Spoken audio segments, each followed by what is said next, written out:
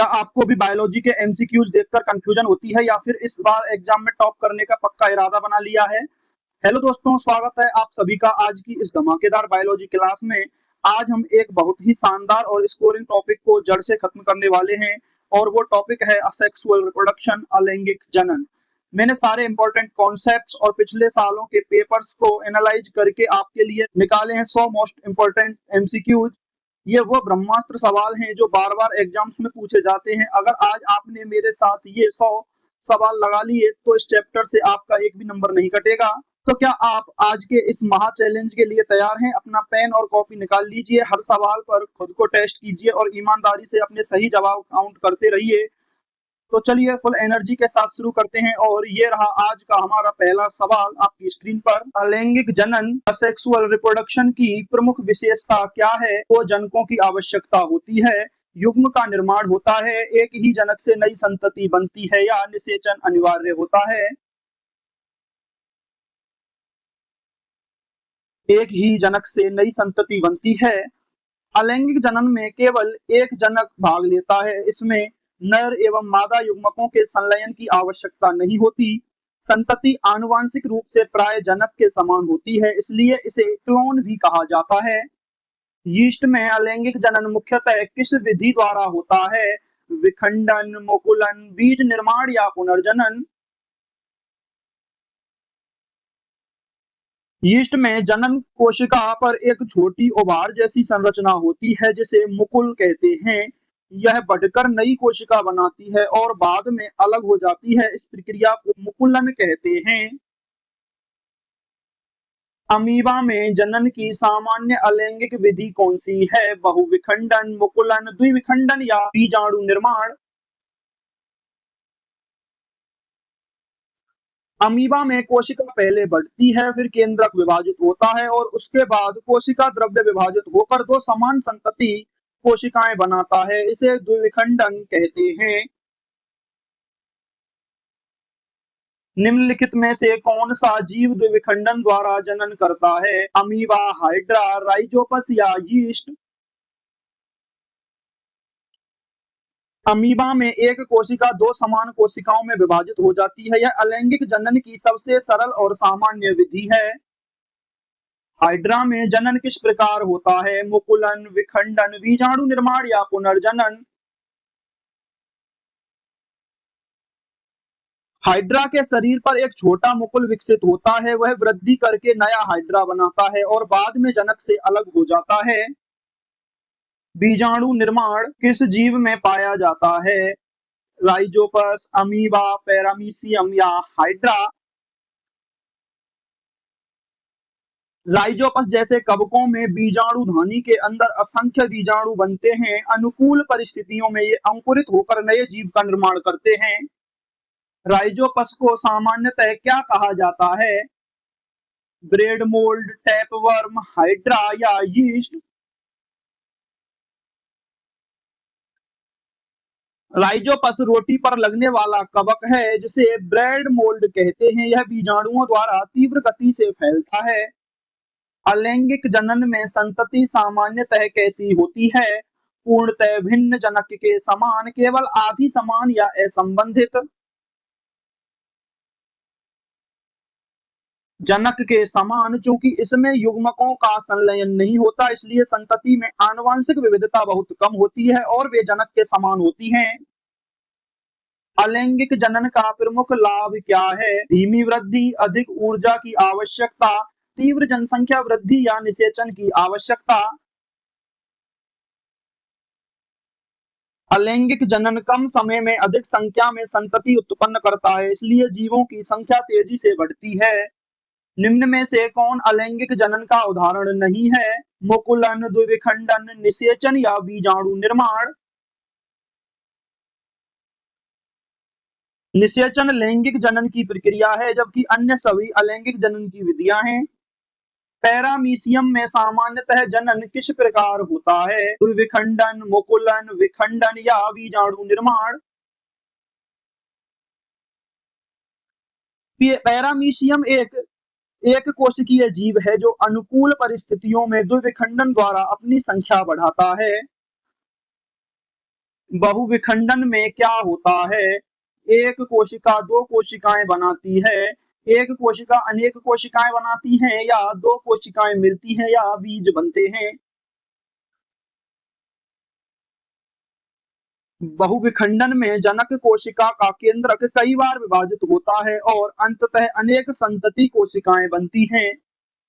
Plasmodium में जनन की प्रमुख अलैंगिक विधि कौन सी है? मुकुलन, बहुविखंडन, विखंडन या पुनर्जनन। प्लाज्मोडियम में एक कोशिका से अनेक संतति कोशिकाएं बनती हैं। यह मलेरिया परजीवी की संख्या तेजी से बढ़ाने में सहायक है। अलैंगिक जनन में युग्मकों की भूमिका क्या होती है? आवश्यक, आंशिक, बहुत होती है या नहीं होती, या केवल पौधों में? अलैंगिक जनन बिना नर और मादा युग्मकों के संलयन के होता है, इसलिए युग्मकों की कोई भूमिका नहीं होती है। विखंडन का उदाहरण कौन सा है? स्पाइरोगाइरा, अमीबा, हाइड्रा या यीस्ट। स्पाइरोगाइरा का शरीर टुकड़ों में टूट जाता है और प्रत्येक टुकड़ा नया जीव बना सकता है, इसे विखंडन कहते हैं। स्पाइरोगाइरा किस प्रकार का जीव है? कवक, शैवाल, जीवाणु या प्रोटोजोआ। स्पाइरोगाइरा एक हरित शैवाल है जो जल में पाया जाता है और विखंडन द्वारा जनन करता है। पुनर्जनन का अर्थ क्या है? बीज बनना, शरीर के भाग से नया जीव बनना, निषेचन या परागण। कुछ जीवों में शरीर का कटा हुआ भाग पूर्ण जीव बना सकता है, इस क्षमता को पुनर्जनन कहते हैं। प्लेनेरिया में जनन किस विधि से होता है? पुनर्जनन, मुकुलन, बीजाणु निर्माण या द्विविखंडन। पुनर्जनन। प्लेनेरिया का शरीर छोटे भागों में विभाजित होने पर प्रत्येक भाग से नया जीव बना सकता है। स्टारफिश में पुनर्जनन की क्षमता किस कारण प्रसिद्ध है?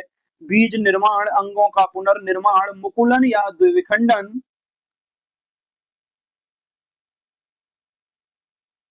अंगों का पुनर्निर्माण। स्टारफिश अपनी भुजाओं को पुनः विकसित कर सकती है, कुछ स्थितियों में भुजा से पूरा शरीर भी बन सकता है। अलैंगिक जनन में कोशिका विभाजन मुख्यतः किस प्रकार होता है? अर्धसूत्री विभाजन, समसूत्री विभाजन, निषेचन या संयुग्मन। समसूत्री विभाजन में गुणसूत्र संख्या समान रहती है, इसलिए संतति जनक के समान होती है। वनस्पति प्रवर्धन किसमें पाया जाता है? पौधों में, केवल जंतुओं में, केवल कवकों में या केवल जीवाणुओं में।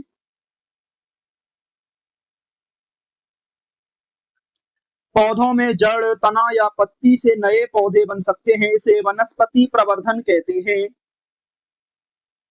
आलू में वनस्पति प्रवर्धन किस द्वारा होता है? जड़, पत्ती, तना, कंद या फूल। आलू का कंद वास्तव में संशोधित तना होता है, इसकी आंखों से नए पौधे विकसित होते हैं। अदरक में वनस्पति प्रवर्धन किसके द्वारा होता है? प्रकंद, पत्ती, बीज या पुष्प। प्रकंद। अदरक भूमिगत तना है, इसके गांठदार भागों से नए पौधे बनते हैं। प्याज में वनस्पति प्रवर्धन किस संरचना द्वारा होता है? कंद, बल्ब, बीज या जड़। प्याज का बल्ब भोजन संग्रह करता है और उससे नए पौधों का विकास होता है। ब्रायोफिल्म में नए पौधे कहाँ बनते हैं? जड़ पर, तने पर, पत्ती की किनारियों पर या फूल में। ब्रायोफिलियम की पत्तियों के किनारों पर कलिकाएं बनती हैं जो गिरकर नए पौधे विकसित करती हैं।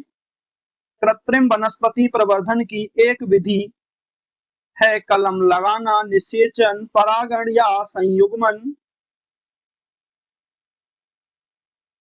कलम लगाना एक कृत्रिम तकनीक है जिसमें पौधे का भाग लगाकर नया पौधा तैयार किया जाता है। ग्राफ्टिंग का उपयोग मुख्यतः किस लिए किया जाता है? बीज बनाने के लिए, बेहतर किस्म प्राप्त करने के लिए, परागण रोकने के लिए या फल ना बनने के लिए ग्राफ्टिंग में दो पौधों के उपयोगी गुणों को मिलाकर उच्च गुणवत्ता वाले पौधे तैयार किए जाते हैं। ऊतक संवर्धन में किसका उपयोग होता है? एकल कोशिका या ऊतक, बीजाणु, युग्मक या केवल बीज? एकल कोशिका या ऊतक प्रयोगशाला में कोशिकाओं या ऊतकों को पोषक माध्यम पर उगाकर उनके पौधे तैयार किए जाते हैं। अलैंगिक जनन का एक दोष है तेजी से जनन, कम विविधता, कम समय या सरलता? कम विविधता। आनुवंशिक विविधता कम होने से पर्यावरणीय परिवर्तनों के प्रति जीव कम अनुकूलन कर पाते हैं। क्लोन किसे कहते हैं? भिन्न संतति, आनुवंशिक रूप से समान संतति, युग्मक या बीज? अलैंगिक जनन से बनी संतति प्राय आनुवंशिक रूप से समान होती है, जिन्हें क्लोन कहा जाता है। जीवाणुओं में सामान्य जनन विधि क्या है? द्विविखंडन, मुकुलन, पुनर्जनन या विखंडन? द्विविखंडन। जीवाणु अत्यंत तीव्र गति से द्विविखंडन द्वारा अपनी संख्या बढ़ाते हैं। अलैंगिक जनन सबसे अधिक किस प्रकार के जीवों में पाया जाता है? सूक्ष्म जीवों में, केवल स्तनधारियों में, केवल पक्षियों में या केवल सरीसृपों में? सूक्ष्म जीवों में यह जनन सरल, तेज और ऊर्जा की दृष्टि से लाभदायक होता है। बीजाणु की दीवार मोटी क्यों होती है? रंग के लिए, सुरक्षा के लिए, भोजन के लिए या गति के लिए? सुरक्षा के लिए। मोटी दीवार बीजाणु को प्रतिकूल परिस्थितियों जैसे गर्मी, सूखा और ठंड से बचाती है। राइजोपस में बीजाणु कहाँ बनते हैं? बीजाणु धानी में, जड़ में, पत्ती में या फूल में? बीजाणु धानी एक विशेष संरचना है जहां बीजाणु विकसित होते हैं। अलैंगिक जनन की गति लैंगिक जनन की तुलना में कैसी होती है? धीमी, समान, तेज या अत्यंत धीमी? युग्मक निर्माण और निषेचन की आवश्यकता न होने के कारण यह अधिक तेज होती है। हाइड्रा किस संघ का जीव है? नाइडेरिया, एनेलिडा, ऑर्थोपोडा या मोलस्का? हाइड्रा निडेरिया संघ का सरल जलीय जीव है जो मुकुलन द्वारा जनन करता है। मुकुलन में नई संरचना कहाँ विकसित होती है? जनक के शरीर पर, मिट्टी में, बीज में या फूल में? मुकुलन के दौरान जनक के शरीर पर उभार बनता है जो नया जीव विकसित करता है। अलैंगिक जनन में आनुवंशिक विविधता क्यों कम होती है? निषेचन होता है, केवल एक जनक भाग लेता है, दो जनक भाग लेते हैं या अर्धसूत्री विभाजन होता है? केवल एक ही जनक के जीन संतति में पहुंचते हैं, इसलिए विविधता सीमित रहती है। कौन सा पौधा तने द्वारा प्रवर्धित होता है? आलू, मटर, गेहूं या सरसों? आलू के तना कंद की आंखों से नए पौधे विकसित होते हैं। ब्रायोफिलम में प्रवर्धन किसका उदाहरण है? पत्ती द्वारा वनस्पति प्रवर्धन, जड़ द्वारा या बीज द्वारा या पुष्प द्वारा? पत्ती द्वारा वनस्पति प्रवर्धन। इसकी पत्तियों पर बनी कलिकाएं नए पौधे उत्पन्न करती हैं। अलैंगिक जनन में बनने वाली संतति को क्या कहा जाता है? क्लोन, युग्मक, भ्रूण या बीज? क्लोन ये जनक के समान आनुवंशिक संरचना वाली होती हैं, इसलिए इन्हें क्लोन कहा जाता है। बहुविखंडन का उदाहरण है प्लाज्मोडियम, हाइड्रा, यीस्ट या स्पाइरोगाइरा। प्लाज्मोडियम में एक कोशिका से अनेक संतति कोशिकाएं बनती हैं। वनस्पति प्रवर्धन का लाभ क्या है? वांछित गुण सुरक्षित रहते हैं, गुण बदल जाते हैं, पौधे नष्ट हो जाते हैं या वृद्धि रुक जाती है। नए पौधे जनक के समान होते हैं, इसलिए उपयोगी गुण सुरक्षित रहते हैं। ऊतक संवर्धन से क्या लाभ है? कम पौधे बनते हैं, बड़ी संख्या में समान पौधे बनते हैं, बीज नहीं बनते या पौधे मर जाते हैं। थोड़े समय में हजारों समान और रोग मुक्त पौधे तैयार किए जा सकते हैं। अलैंगिक जनन में कौन सा विभाजन नहीं होता? समसूत्री विभाजन, अर्धसूत्री विभाजन, कोशिका विभाजन या केंद्रक विभाजन। अर्धसूत्री विभाजन मुख्यतः लैंगिक जनन में युग्मक निर्माण के लिए होता है। स्पोर का मुख्य कार्य क्या है? भोजन संग्रह, जनन, श्वसन या उत्सर्जन। बीजाणु नई संतति उत्पन्न करने वाली संरचनाएं हैं जो प्रतिकूल परिस्थितियों में भी जीवित रह सकती हैं। अलैंगिक जनन के लिए सबसे उपयुक्त कथन कौन सा है? एक जनक पर्याप्त है, दो जनक आवश्यक है, निषेचन आवश्यक है या युग्मक अनिवार्य है। एक जनक पर्याप्त है। यही अलैंगिक जनन की मूल विशेषता है कि एक ही जनक नई संतति उत्पन्न कर सकता है। किस विधि में शरीर के टुकड़े नया जीव बनाते हैं? विखंडन, मुकुलन, निषेचन या संयुग्मन। विखंडन में जनक का शरीर खंडों में टूट जाता है और प्रत्येक खंड से नया जीव बन जाता है। पुनर्जनन की अद्भुत क्षमता किसमें पाई जाती है? प्लेनेरिया में, मनुष्य में, कबूतर में या मेंढक में। प्लेनेरिया के छोटे से छोटे शरीर भाग से भी पूरा जीव विकसित हो सकता है। अलैंगिक जनन का सबसे महत्वपूर्ण परिणाम क्या है? जनसंख्या में तीव्र वृद्धि, युग्मक निर्माण, निषेचन या आनुवांशिक पुनर्संयोजन। अलैंगिक जनन कम समय में बड़ी संख्या में संतति उत्पन्न करता है, इसलिए सूक्ष्म जीवों, कवकों और कई पौधों में जनसंख्या बहुत तेजी से बढ़ती है, जो उनके अस्तित्व और प्रसार में महत्वपूर्ण भूमिका निभाती है। अलैंगिक जनन में बनने वाली संतति को आनुवांशिक रूप से क्या कहा जाता है? संकर, क्लोन, युग्मनज या भ्रूण।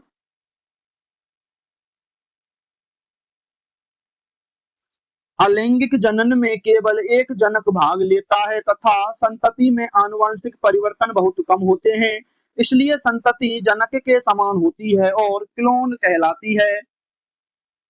निम्नलिखित में से कौन सा जीव मुकुलन द्वारा जनन नहीं करता? हाइड्रा, यीस्ट, अमीबा या दोनों ए और बी। अमीबा द्विविखंडन द्वारा जनन करता है, जबकि हाइड्रा और यीस्ट में मुकुलन पाया जाता है। अमीबा में द्विविखंडन के दौरान सबसे पहले क्या विभाजित होता है? कोशिका झिल्ली, कोशिका द्रव्य, केंद्रक या रसधानी। द्विविखंडन में सबसे पहले केंद्रक विभाजित होता है, इसके बाद कोशिका द्रव्य विभाजित होकर दो नई कोशिकाएं बनाता है। बीजाणु निर्माण की प्रक्रिया में बनने वाली संरचना क्या कहलाती है? बीजपत्र, बीजाणुधानी, परागकोश या वर्तिकाग्र। राइजोपस जैसे कवकों में बीजाणु विशेष थैली नुमा संरचना बीजाणुधानी में बनते हैं। स्पाइरोगाइरा में अलैंगिक जनन किस प्रकार होता है? मुकुलन, विखंडन, द्विविखंडन या पुनर्जनन।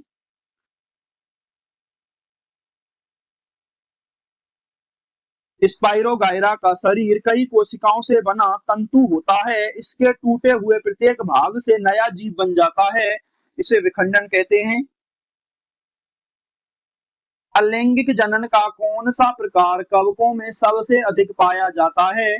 बीजाणु निर्माण, विखंडन, पुनर्जनन या संयुग्मन। बीजाणु निर्माण। अधिकांश कवकों में बीजाणुओं द्वारा जनन होता है क्योंकि ये आसानी से फैलते हैं और प्रतिकूल परिस्थितियों को सहन कर सकते हैं। प्लाज्मोडियम में किस रोग का कारक है? टाइफाइड, मलेरिया, हैजा या डेंगू।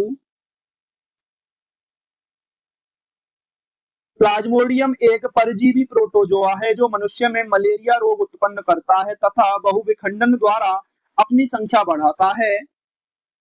पुनर्जनन का सर्वोत्तम उदाहरण कौन सा है? प्लेनेरिया, अमीबा, पैरामीशियम या यीस्ट?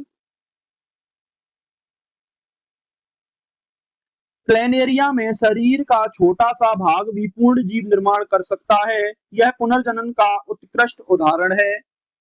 वनस्पति प्रवर्धन में कौन सा भाग नहीं लेता? जड़, तना, पत्ती या युग्मक? वनस्पति प्रवर्धन पौधों के वानस्पतिक भागों द्वारा होता है। इसमें युग्मकों की कोई आवश्यकता नहीं होती है। आलू की आंख वास्तव में क्या है? जड़, कली, पत्ती या बीज? आलू की आंखें सुप्त कलिकाएं होती हैं जो अनुकूल परिस्थितियों में अंकुरित होकर नए पौधे बनाती हैं। अदरक का कौन सा भाग जनन में सहायक होता है? जड़, प्रकंद, पत्ती या फूल? अदरक का भूमिगत तना प्रकंद कहलाता है जिसकी गांठों से नए पौधे विकसित होते हैं। निम्न में से कौन कृत्रिम वानस्पतिक प्रवर्धन की विधि नहीं है? ग्राफ्टिंग, लेयरिंग, कटिंग या द्विविखंडन? द्विविखंडन एक प्राकृतिक अलैंगिक जनन विधि है जबकि अन्य तीन कृत्रिम वनस्पति प्रवर्धन की विधियां हैं। ऊतक संवर्धन में पौधों को उगाने के लिए क्या आवश्यक होता है? पोषक माध्यम, केवल जल, केवल मिट्टी या केवल सूर्य प्रकाश? ऊतक संवर्धन में कोशिकाओं को विशेष पोषक माध्यम पर उगाया जाता है जिसमें आवश्यक खनिज, हार्मोन और शर्करा होती है। निम्नलिखित में से कौन सा जीव एक कोशिकीय है? हाइड्रा, अमीबा, प्लेनेरिया या स्पाइरोगाइरा? अमीबा केवल एक कोशिका से बना जीव है और इसी एक कोशिका द्वारा सभी जीवन क्रियाएं संपन्न होती हैं। अलैंगिक जनन में संतति में विविधता कम होने का कारण क्या है? अर्धसूत्री विभाजन, युग्मकों का संलयन, एक जनक की भागीदारी या उत्परिवर्तन? केवल एक जनक से जीन प्राप्त होने के कारण आनुवंशिक विविधता बहुत कम होती है। यीस्ट किस प्रकार का जीव है? जीवाणु, कवक, शैवाल या प्रोटोजोआ? यीस्ट एक कोशिकीय कवक है जो उद्योगों में किण्वन के लिए उपयोग किया जाता है। मुकुलन के दौरान विकसित होने वाला उभार क्या कहलाता है? बीजाणु, मुकुलन, भ्रूण या कंद? जनक के शरीर पर बनने वाला छोटा उभार मुकुल कहलाता है जो आगे चलकर नया जीव बनाता है। बीजाणुओं का प्रसार मुख्यतः किसके द्वारा होता है? वायु, रक्त, मिट्टी या जड़?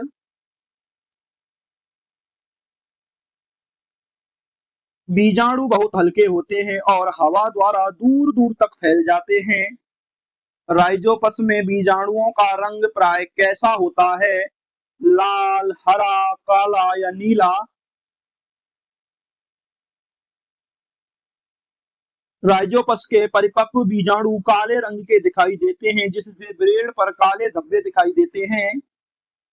निम्नलिखित में से कौन सा अलैंगिक जनन का लाभ नहीं है? तीव्र जनन, कम ऊर्जा व्यय, अधिक आनुवंशिक विविधता, शीघ्र जनसंख्या वृद्धि? अधिक आनुवंशिक विविधता लैंगिक जनन की विशेषता है, अलैंगिक जनन की नहीं। पौधों में प्राकृतिक वनस्पति प्रवर्धन का उदाहरण है आलू, गेहूं, चना या मटर? आलू प्राकृतिक रूप से तना कंद द्वारा पौधे उत्पन्न करता है। गन्ने का प्रवर्धन सामान्यतः किस विधि से किया जाता है? बीज द्वारा, तने की कटिंग द्वारा, जड़ द्वारा या पत्ती द्वारा? गन्ने के तने के टुकड़ों में उपस्थित कलियों से नए पौधे विकसित होते हैं। गुलाब का प्रवर्धन सामान्यतः किस विधि से किया जाता है? कटिंग, बीजाणु, द्विविखंडन या मुकुलन? कटिंग, गुलाब की शाखा को काटकर मिट्टी में लगाने से नया पौधा तैयार किया जाता है। लेयरिंग विधि में क्या किया जाता है? बीज बोए जाते हैं, शाखा को मिट्टी में दबाया जाता है, परागण कराया जाता है या बीजाणु बनाए जाते हैं। शाखा को झुकाकर मिट्टी में दबा दिया जाता है। जड़ें बनने पर उसे अलग कर नया पौधा बनाया जाता है। ग्राफ्टिंग में किन दो भागों को जोड़ा जाता है? जड़ और बीज, स्कायन और स्टॉक, फूल और फल, बीज और तना। स्कायन और स्टॉक। ग्राफ्टिंग में एक पौधे की शाखा को दूसरे पौधे की जड़युक्त संरचना से जोड़ा जाता है।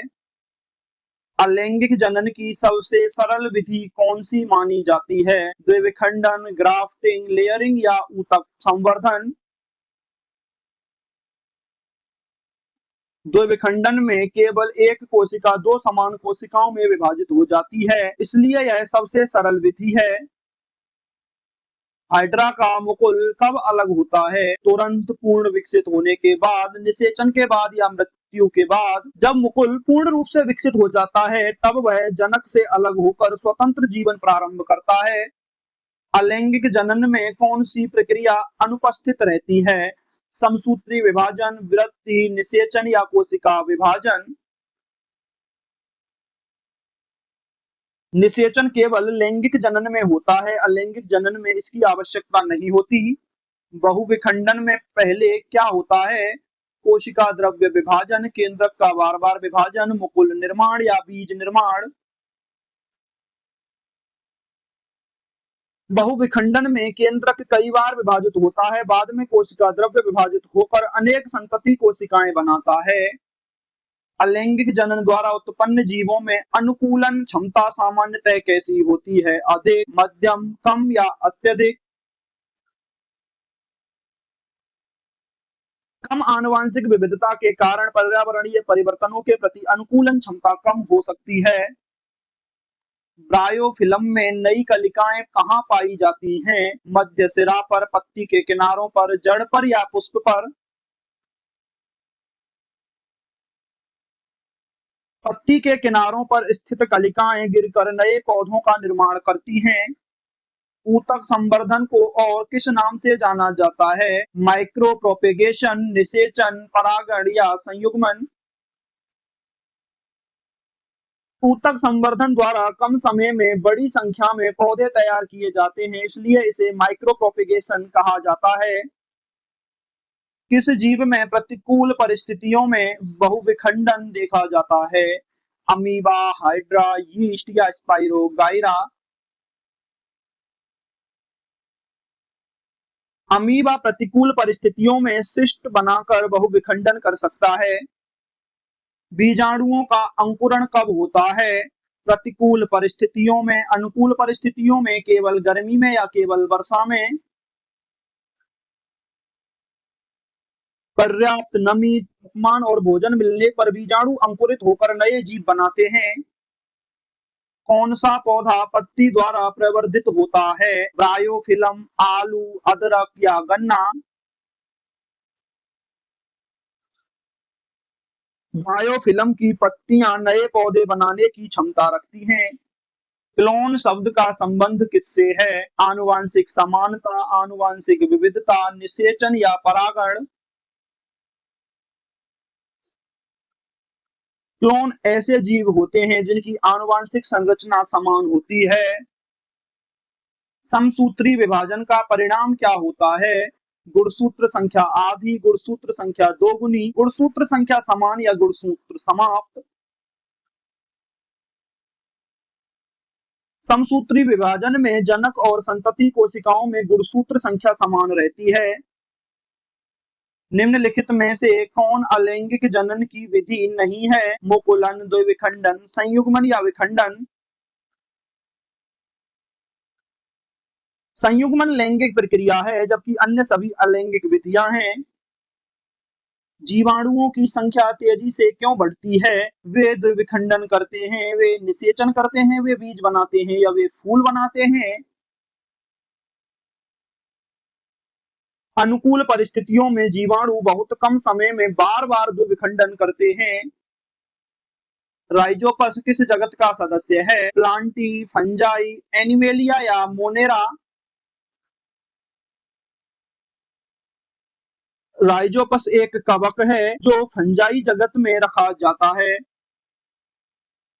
अलैंगिक जनन का प्रमुख उद्देश्य क्या है? विविधता बढ़ाना, प्रजाति की संख्या बढ़ाना, गुणसूत्र घटाना या निषेचन कराना? अलैंगिक जनन का मुख्य कार्य कम समय में अधिक संतति उत्पन्न कर प्रजाति का विस्तार करना है। हाइड्रा में बनने वाला मुकुल किस विभाजन से विकसित होता है? अर्धसूत्री, समसूत्री, रिडक्शन या संयुग्मन? मुकुल की कोशिकाएं समसूत्री विभाजन द्वारा बढ़ती हैं। बीजाणु निर्माण की प्रक्रिया में सबसे बड़ा लाभ क्या है? लंबी दूरी तक प्रसार, निषेचन, युग्मक निर्माण या विविधता? हल्के होने के कारण बीजाणु वायु द्वारा दूर दूर तक फैल जाते हैं। कौन सा जीव सामान्यतः पुनर्जनन द्वारा पूर्ण जीव बना सकता है? प्लेनेरिया, गौरैया, गाय या खरगोश? प्लेनेरिया में पुनर्जनन क्षमता अत्यधिक विकसित होती है। पौधों में ऊतक संवर्धन से तैयार पौधे सामान्यतः कैसे होते हैं? भिन्न भिन्न समान गुणों वाले, कमजोर या बंजर? समान गुणों वाले। ये पौधे मूल पौधे के समान गुणों वाले क्लोन होते हैं। अलैंगिक जनन में ऊर्जा की आवश्यकता लैंगिक जनन की तुलना में कैसी होती है? अधिक, बहुत अधिक, कम या समान?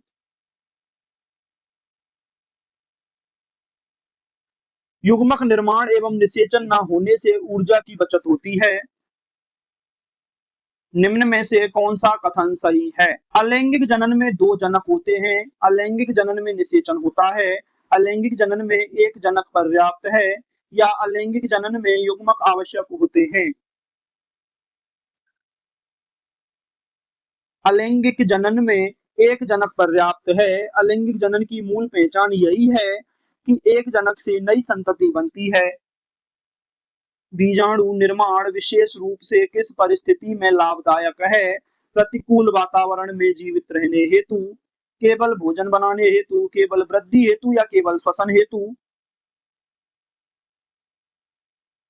मोटी दीवार वाले बीजाणु प्रतिकूल परिस्थितियों को सहन कर लंबे समय तक जीवित रह सकते हैं।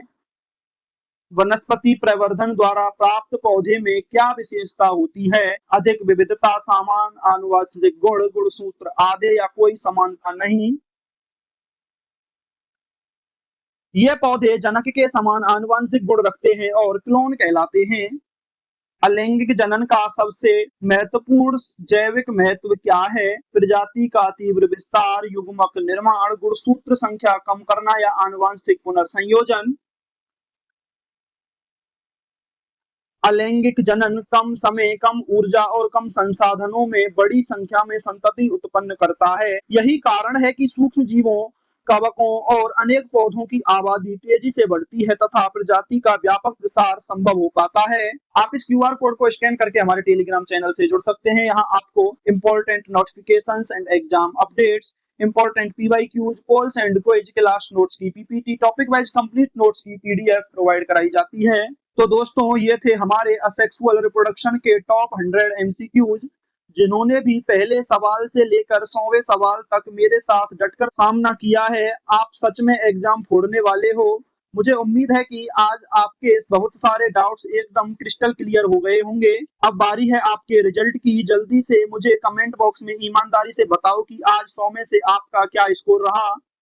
और अगर किसी भी सवाल में कोई भी डाउट हो तो वो भी कमेंट में पूछ लेना। अगर आज की इस मेहनत और क्लास में आपको मजा आया हो और आप चाहते हैं कि बायोलॉजी के बाकी चैप्टर्स के भी ऐसे ही टॉप 100 एमसीक्यूज लेकर आऊं, तो वीडियो को लाइक जरूर कर लेना। अपने दोस्तों के साथ से शेयर करो ताकि वो भी अपना लेवल चेक कर सकें। और हाँ, ऐसी ही धुआंधार क्लासेज के लिए चैनल को सब्सक्राइब करना और बेल आइकॉन दबाना मत भूलना। पढ़ते रहिए, रिवीजन करते रहिए, एग्जाम में आग लगाते रहिए। मिलते हैं आपसे अगली क्लास में। Bye and all the best.